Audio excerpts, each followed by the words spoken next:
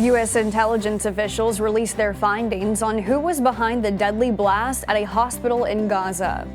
And dozens of states sue Meta, alleging it uses addictive techniques harming kids and teens. The Morning Rundown starts now. From the Straight Arrow News Studio, bringing the stories that matter to you from across the United States and around the world. This is the Morning Rundown.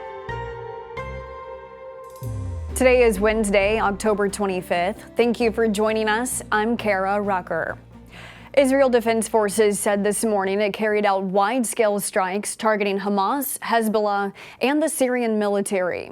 The IDF said airstrikes hit Hamas military headquarters in Gaza, taking out several terrorists. The IDF said it killed 5 Hezbollah militants in Lebanon after they attempted to launch missiles at Israeli forces. 2 rockets were fired into Israel from Syria. The IDF said it then attacked infrastructure of the Syrian military. On Tuesday, United States intelligence officials stated with high confidence that Israel was not responsible for last week's explosion at a hospital in Gaza. Officials with the U.S. Office of the Director of Intelligence said they came to that conclusion after examining multiple videos and using geolocation techniques to trace the blast to a rocket launched inside Gaza that suffered a mechanical failure before crashing. U.S. intelligence officials could not say for certain who fired the rocket, but said they assess with low confidence that the militant group Palestinian Islamic Jihad was responsible. One U.S. official says they examined communication between Hamas militants who were speculating that Palestinian fighters were responsible. U.S. officials add that this strike was not consistent with Israeli munition. The blast reportedly killed anywhere from 100 to 300 people, with intelligence officials saying they could not offer a definitive number. House Republicans have selected their next choice for Speaker, Congressman Mike Johnson.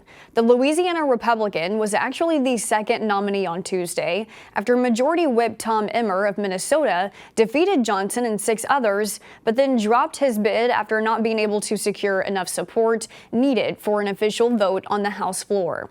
Johnson won the final round of secret ballot voting on Tuesday night. The next highest vote getter was former Speaker of the House Kevin McCarthy, who was ousted from the position 3 weeks ago. It remains unclear if Johnson, the GOP conference vice chair, can acquire the 217 votes to become the next Speaker of the House. Some GOP members have raised the idea of having a co-speakership with McCarthy returning as Speaker and House Judiciary Chairman Jim Jordan, who himself was once the GOP's nominee, act as McCarthy's assistant Speaker. A floor vote on a Speaker could happen as early as this afternoon. For the first time in 5 years, lawyer Michael Cohen was in the same room with his former client Donald Trump as Cohen testified in the former president's civil fraud trial in New York on Tuesday. The trial stems from New York Attorney General Letitia James' $250 million lawsuit accusing Trump, his eldest sons, and his organization of lying about his wealth to get more favorable loan terms. In his testimony, Cohen said Trump directed him to inflate the former president's net worth on financial statements, quote, based upon a number that he arbitrarily elected.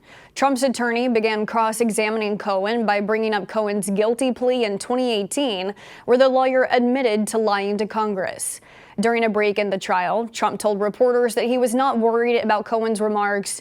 Following his testimony against his former boss, Cohen left the courtroom, telling reporters, quote, heck of a reunion. Dozens of states have sued Meta, claiming the company used addictive features to keep kids and teens on its social media platforms for longer periods of time and have them return again and again. According to the complaint filed by 33 attorneys general in federal court Tuesday, Meta aimed its Instagram and Facebook platforms at younger users through algorithms and notifications, along with endless scrolling feeds. The attorneys general allege Meta's use of features, including the like button and photo filters, promote social comparisons and negatively impact teenagers' mental health.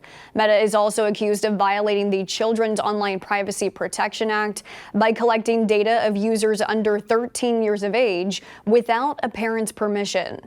The bipartisan group of attorneys general from states including California, Louisiana, Nebraska, and New York is seeking financial damages and for Meta to end these practices.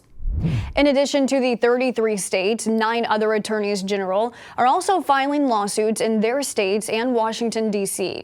The social media company issued a statement saying it was disappointed the attorneys general took this path instead of working together to, quote, create clear, age-appropriate standards for the many apps that teens use.